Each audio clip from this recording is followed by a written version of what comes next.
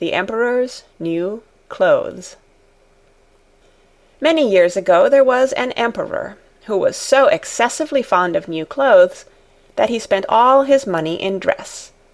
He did not trouble himself in the least about his soldiers, nor did he care to go either to the theatre or the chase, except for the opportunities then afforded him for displaying his new clothes.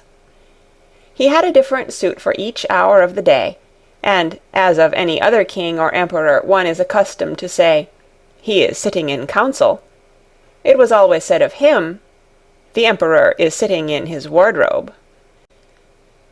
Time passed merrily in the large town which was his capital. Strangers arrived every day at the court. One day 2 rogues, calling themselves weavers, made their appearance.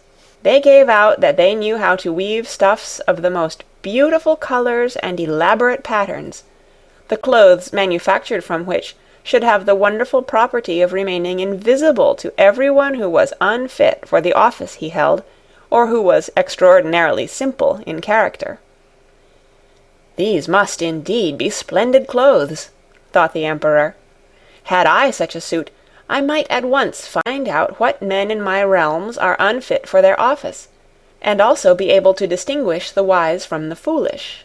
This stuff must be woven for me immediately." And he caused large sums of money to be given to both the weavers, in order that they might begin their work directly.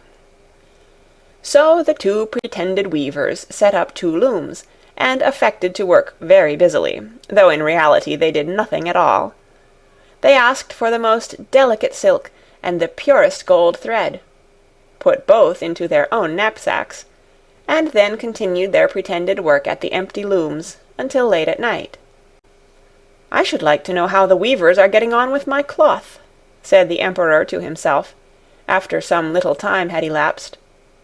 He was, however, rather embarrassed when he remembered that a simpleton, or one unfit for his office, would be unable to see the manufacture. To be sure, he thought he had nothing to risk in his own person, but yet he would prefer sending somebody else to bring him intelligence about the weavers and their work before he troubled himself in the affair. All the people throughout the city had heard of the wonderful property the cloth was to possess, and all were anxious to learn how wise or how ignorant their neighbors might prove to be. "I will send my faithful old minister to the weavers," said the emperor at last, after some deliberation. "He will be best able to see how the cloth looks, for he is a man of sense, and no one can be more suitable for his office than he is." So the faithful old minister went into the hall where the knaves were working with all their might at their empty looms. "What can be the meaning of this?" thought the old man, opening his eyes very wide. "I cannot discover the least bit of thread on the looms." However, he did not express his thoughts aloud. The impostors requested him very courteously to be so good as to come nearer their looms, and then asked him whether the design pleased him, and whether the colors were not very beautiful, at the same time pointing to the empty frames. The poor old minister looked and looked. He could not discover anything on the looms, for a very good reason, viz., there was nothing there. "What?" thought he again. "Is it possible that I am a simpleton? I have never thought so myself, and no one must know it now if I am so. Can it be that I am unfit for my office? No, that must not be said either. I will never confess that I could not see the stuff." "Well, Sir Minister," said one of the knaves, still pretending to work, "you do not say whether the stuff pleases you." "Oh, it is excellent," replied the old minister, looking at the loom through his spectacles. "The pattern, and the colors, yes, I will tell the emperor without delay how very beautiful I think them." "We shall be much obliged to you," said the impostors, and then they named the different colors, and described the pattern of the pretended stuff. The old minister listened attentively to their words, in order that he might repeat them to the emperor, and then the knaves asked for more silk and gold, saying that it was necessary to complete what they had begun. However, they put all that was given them into their knapsacks, and continued to work with as much apparent diligence as before at their empty looms. The Emperor now sent another officer of his court to see how the men were getting on, and to ascertain whether the cloth would soon be ready. It was just the same with this gentleman as with the minister. He surveyed the looms on all sides, but could see nothing at all but the empty frames. "Does not the stuff appear as beautiful to you as it did to my lord the minister?"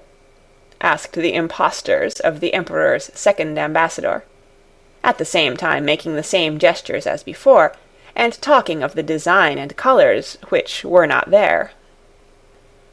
"I certainly am not stupid," thought the messenger. "It must be that I am not fit for my good, profitable office. That is very odd. However, no one shall know anything about it." And accordingly he praised the stuff he could not see, and declared that he was delighted with both colours and patterns. "Indeed, please your Imperial Majesty," said he to his sovereign when he returned, "the cloth which the weavers are preparing is extraordinarily magnificent." The whole city was talking of the splendid cloth which the Emperor had ordered to be woven at his own expense. And now the Emperor himself wished to see the costly manufacture while it was still in the loom.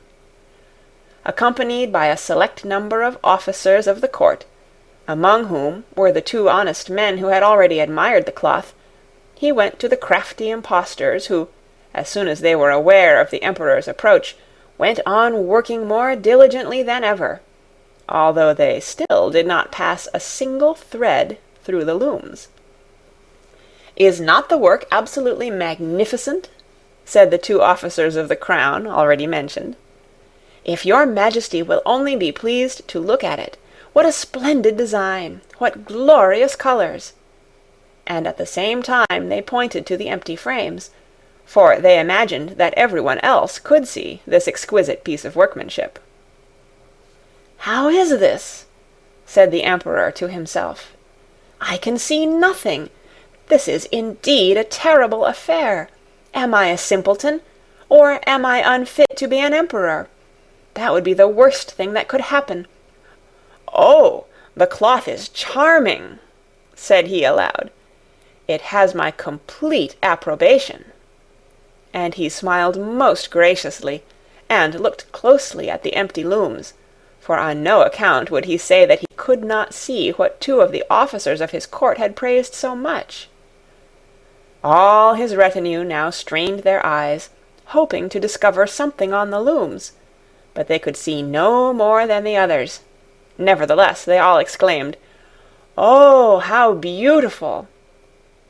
and advised his Majesty to have some new clothes made from this splendid material for the approaching procession. "Magnificent!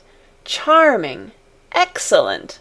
resounded on all sides, and everyone was uncommonly gay.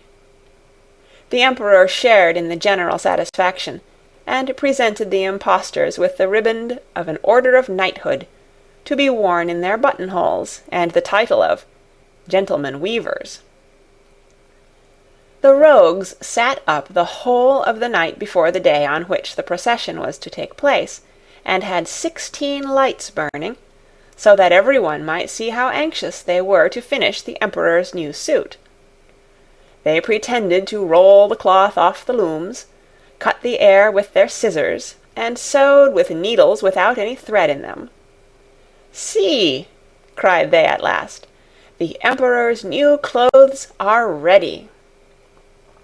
And now the Emperor, with all the grandees of his court, came to the weavers, and the rogues raised their arms, as if in the act of holding something up, saying, "Here are your Majesty's trousers, here is the scarf, here is the mantle. The whole suit is as light as a cobweb. One might fancy one has nothing at all on when dressed in it. That, however, is the great virtue of this delicate cloth." "Yes, indeed," said all the courtiers, although not one of them could see anything of this exquisite manufacture. "If your Imperial Majesty will be graciously pleased to take off your clothes, we will fit on the new suit in front of the looking-glass." The Emperor was accordingly undressed, and the rogues pretended to array him in his new suit, the Emperor turning round from side to side before the looking-glass. "How splendid His Majesty looks in his new clothes, and how well they fit!" everyone cried out. "What a design! What colours! These are indeed royal robes!" "The canopy which is to be borne over your Majesty in the procession is waiting," announced the chief master of the ceremonies. "I am quite ready," answered the Emperor. "Do my new clothes fit well?" asked he, turning himself round again before the looking-glass, in order that he might appear to be examining his handsome suit. The lords of the bedchamber, who were to carry His Majesty's train, felt about on the ground, as if they were lifting up the ends of the mantle, and pretended to be carrying something, for they would by no means betray anything like simplicity, or unfitness for their office. So now the Emperor walked under his high canopy in the midst of the procession, through the streets of his capital, and all the people standing by and those at the windows cried out, "Oh, how beautiful are our Emperor's new clothes! What a magnificent train there is to the mantle, and how gracefully the scarf hangs!" In short, no one would allow that he could not see these much-admired clothes, because in doing so he would have declared himself either a simpleton or unfit for his office. Certainly none of the Emperor's various suits had ever made so great an impression as these invisible ones. "But the Emperor has nothing on at all," said a little child. "Listen to the voice of innocence," exclaimed his father, and what the child had said was whispered from one to another. "But he has nothing on at all," at last cried out all the people. The Emperor was vexed, for he knew that the people were right, but he thought the procession must go on now, and the lords of the bedchamber took greater pains than ever to appear holding up a train, although, in reality, there was no train to hold. End of The Emperor's New Clothes, read by Kara Schallenberg, on March 6th, 2006, in Oceanside, California.